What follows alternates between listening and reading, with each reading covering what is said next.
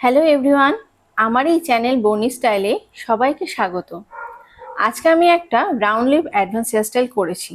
তো চলো দেখে নেওয়া যাক কতগুলো ইজি স্টেপের মাধ্যমে কিভাবে এই হেয়ারস্টাইলটা ক্রিয়েট করতে পারি। তো প্রথমে পুরো হেয়ারটাকে আমি 3টে পার্টে ভাগ করেছি। একদম সামনে ছোট স্মল পার্ট এবং পেছনে আর 2টো পার্টে ভাগ করেছি, একটা ন্যাপ এরিয়া এবং ক্রাউন পার্ট।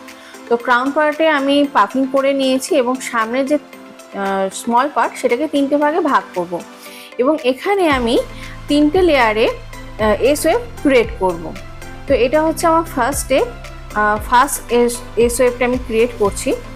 তো প্রথমে ভালো করে এখানে হেয়ারটাকে কম করে নিয়ে স্প্রেডিং টেকনিকের মাধ্যমে এবং অল্প করে হার্ড স্প্রে অ্যাপ্লাই করে ভালো করে এটাকে প্লেন করতে হবে এবং সেটিং করতে হবে। দেন আমি ইউপিন দিয়ে এটাকে শেপে লক করে নিলাম।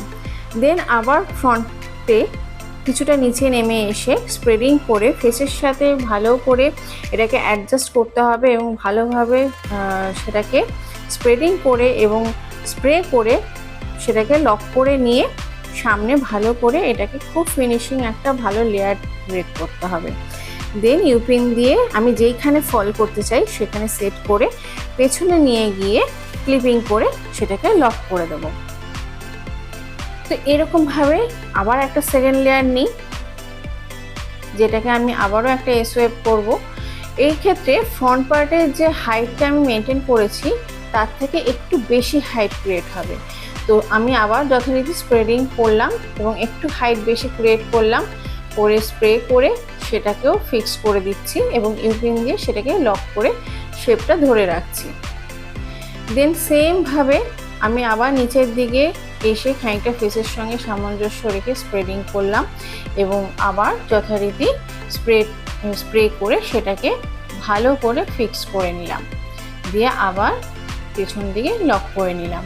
তো এইভাবে আমি ফ্রন্ট পার্টে 3টে পার্টে এস ওয়েভ করবো বলেছিলাম, তো তাই আমি 2টো করার পরে 3 নম্বর পার্টটাও একই রকমভাবে করে নিয়েছি।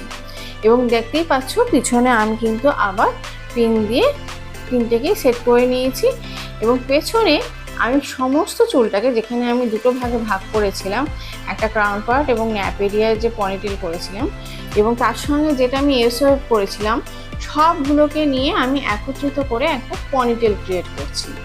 সেটা রাবারের সাহায্যে, রাবারের 2 সাইডে আমি পিন লাগিয়ে নিয়েছি এবং তার সাহায্যে আমি এটাকে পনিটেল ক্রিয়েট করেছি। এবার যে বাকি যে পিছনের সমস্ত পনিটেলের যে হেয়ারটা, সেটাকে আমি 2টো ভাগে ভাগ করছি। 2টো ভাগে ভাগ করার মধ্যে এটাকে 1/3 পার্ট আমি ওপরে তুলে রাখলাম এবং 2/3 পার্টকে আমি আবার পিন দিয়ে সেটাকে একদম ন্যাপ এরিয়ার পেছনে লক করে নিচ্ছি সমস্ত চুলটাকে। এরপরে ভালোভাবে আমাকে এটাকেও আবার 2টো ভাগে ভাগ করতে হবে। যেহেতু আমার হেয়ার বেশি আছে, তো সেই কারণে আমি এর 2টো ভাগের মধ্যে ওপরের ভাগটাকে দিয়ে আমি ভালো করে ব্যাককম করে এটাকে আমি স্টাফ হিসাবে তৈরি করব। তো তার জন্য আমি এটাকে কি করেছি, অল্প অল্প করে পার্টে কিছু হেয়ার নিচ্ছি এবং নেওয়ার পরে সেটাকে ভালো করে রুট ব্যাককম করছি। রুট ব্যাককমের সাথে সাথে পুরো হেয়ারটাকেও ব্যাককম করে নিচ্ছি এবং সেটা যাতে খুলে না আসে তার জন্য আমি অল্প অল্প করে হার্ড স্প্রে অ্যাপ্লাই করে সেটাকেও লক করে দিচ্ছি। এইভাবে 2টো পার্টের মধ্যে আপার পার্টে যেটা নিয়েছিলাম সেই পুরো পার্টটাকে এভাবে ব্যাককম করে একটা স্টাফ ক্রিয়েট করেছি এবং সেটাকে দেখতেই পাচ্ছ নিচ পোর্শনটা আমি পুরো রাউন্ড করে আমি কিন্তু ক্লিপিং করে সেটাকে সেট করে নিচ্ছি। তো এর ওপরে আমি আবার আমার যে ডোনাট আছে, ডোনাটটাকে ওপেন করে নিয়ে একটা স্টাফ ক্রিয়েট করে তার উপর দিয়ে রাউন্ড শেপ করে এটাকে ববি পিন দিয়ে সেট করে নিয়েছি। এরপরে নিচের যে হেয়ারটা ছিল সেটাকে 3টে ভাগে ভাগ করেছি এবং দেখতেই পাচ্ছ একদম সাইডের হেয়ারটাকে একটুখানি ব্যাককম করে নিয়ে হেয়ার স্প্রে করেছি এবং করে এটাকে একটু স্প্রেডিং করে নিচ্ছি এবং দেন সাইডটা যাতে ব্যাককম বোঝা না যায় তার জন্য ভালো করে এটাকে কম করে নিতে হবে।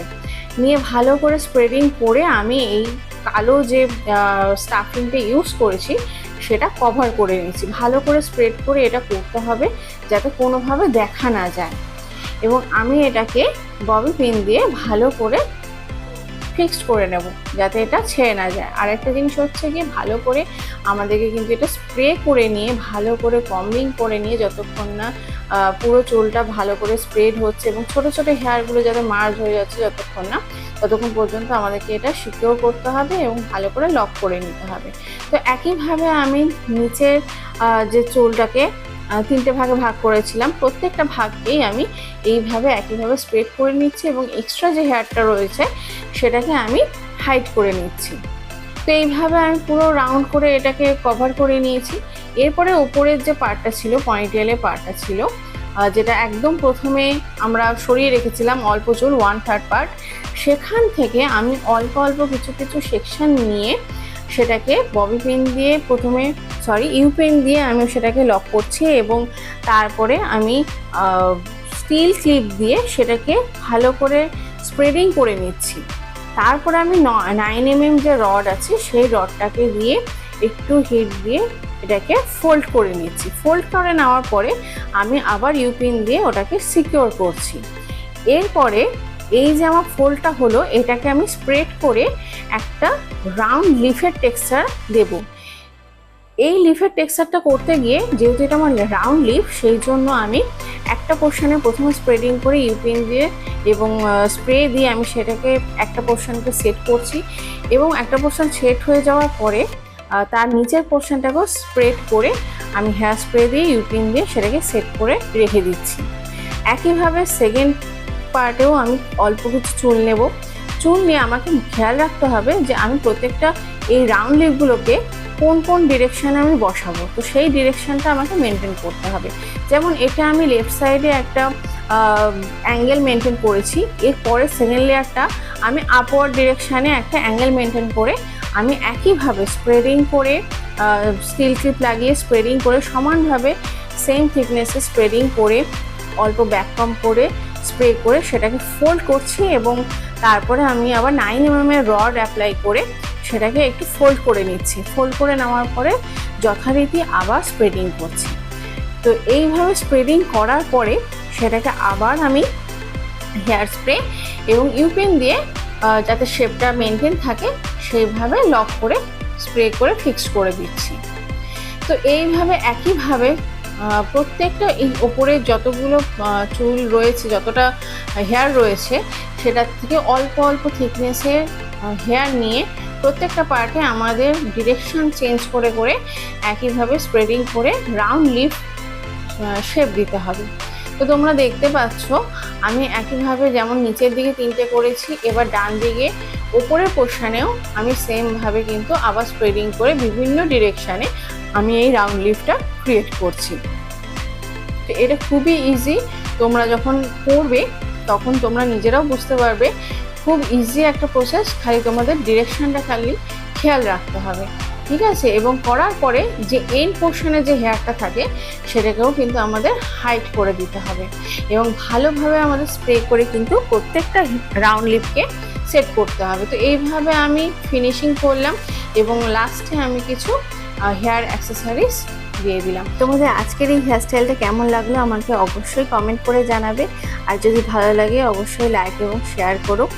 আর আমার এই চ্যানেলে তোমরা যারা নতুন সাবস্ক্রাইব করে রেখো, কারণ এরকমই মেকআপ আর হেয়ারস্টাইলের ভিডিও আমি পরবর্তীকালে আরও আপলোড করব, তো তোমরা নোটিফিকেশান পেয়ে যাবে। টিল দেন বাই, সকলে ভালো থেকো।